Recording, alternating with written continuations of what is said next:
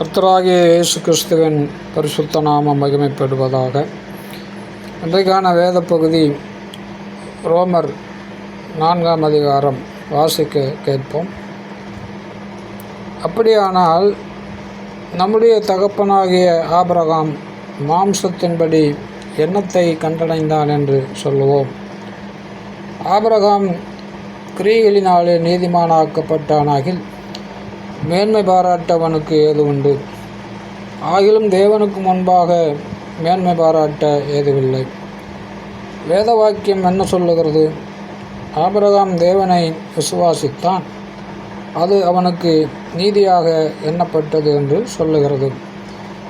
கிரியை செய்கிறவனுக்கு வருகிற கூலி கிருபை என்று எண்ணப்படாமல் கடன் என்று எண்ணப்படும்.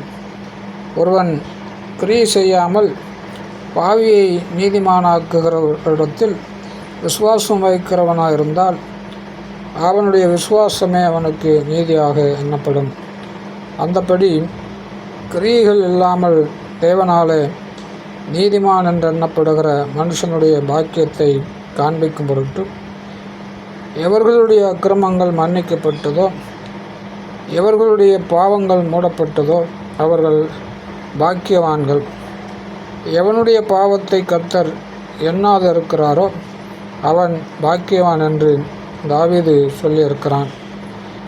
இந்த பாக்கியம் விருத்த சேதனம் உள்ளவனுக்கு மாத்திரம் வருமோ, விருத்த சேதனம் இல்லாதவனுக்கு வருமோ?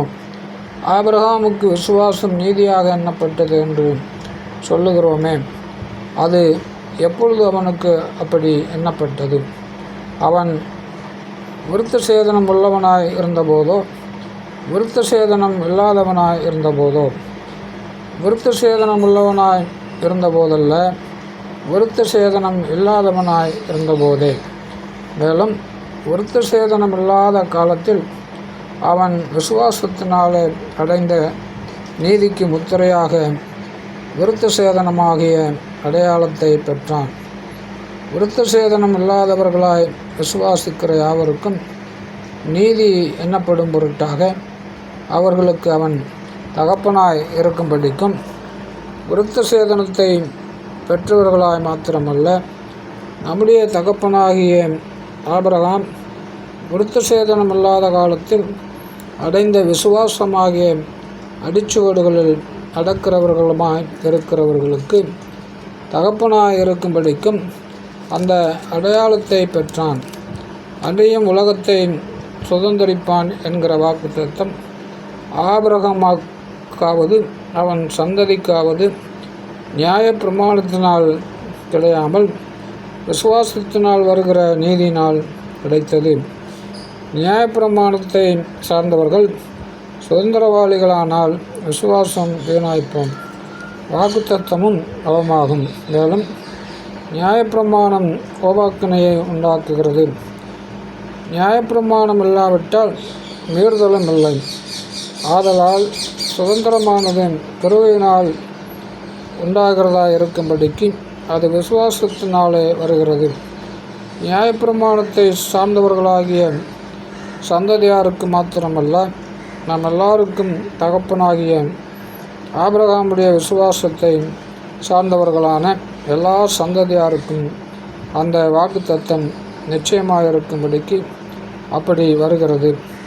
அநேக ஜாதிகளுக்கு உன்னை தகப்பனாக ஏற்படுத்தினேன் என்று எழுதியிருக்கிறபடி அவன் தான் விசுவாசித்தவருமாய் மரித்தோரை உயிர்ப்பித்து இல்லாதவைகளை இருக்கிறவைகளைப் போல அழைக்கிறவருமாய் இருக்கிற தேவனுக்கு முன்பாக நம்ம எல்லாருக்கும் தகப்பனானான். உன் சந்ததி இவ்வளவா இருக்கும் என்று சொல்லப்பட்டபடியே தன் அநேக ஜாதிகளுக்கு தகப்பனாவதை நம்புகிறதற்கு ஏதுவில்லாதிருந்தும் அதை நம்பிக்கையோடு விசுவாசித்தான்.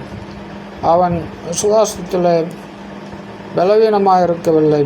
அவன் ஏறக்குறைய 100 வயதுள்ளவனாய் இருக்கும்போது தன் சரீரம் செத்து போனதையும் சாராளுடைய கற்பம் செத்து போனதையும் எண்ணாதிருந்தான்.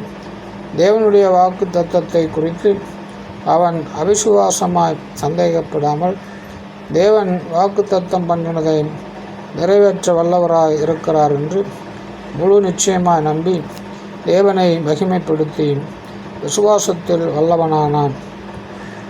ஆகையால் அது அவனுக்கு நீதியாக எண்ணப்பட்டது. அது அவனுக்கு நீதியாக எண்ணப்பட்டது என்பது அவனுக்காக மாத்திரமல்ல, நமக்காகவும் எழுதப்பட்டிருக்கிறது. நம்முடைய கர்த்தராகிய இயேசுவை மரித்தோரிலிருந்து எழுப்பினவரை விசுவாசிக்கிற நமக்கும் அப்படியே எண்ணப்படும். அவர் நம்முடைய பாவங்களுக்காக ஒப்பு கொடுக்கப்பட்டும் நாம் நீதிமான்களாக ஆக்கப்படுவதற்காக எழுப்பப்பட்டும் இருக்கிறார். ஆமென்.